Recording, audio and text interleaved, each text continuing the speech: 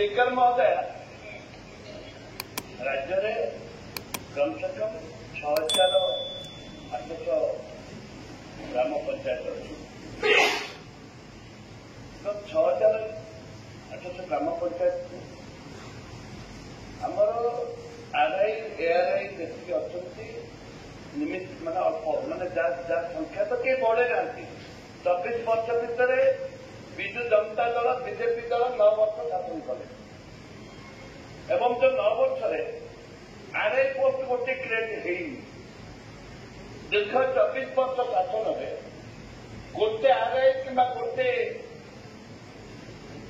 ARY नियुक्ति अमिन नियुक्ति होना माने अल्प होते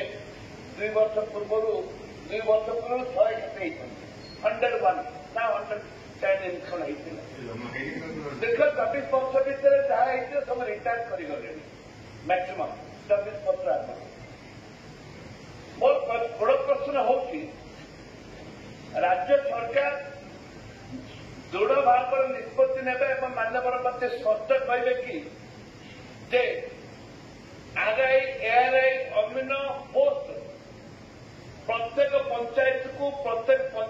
को राज्य सरकार नियुक्ति पोस्ट क्रिएट करेंगे कि नंबर 1 नंबर 2 जो दीर्घ वर्ष धरी पोस्टर पाम्पलेट बांटला भली जो निर्वाचन समय गोटे उदाहरण देवी मुझे देखिली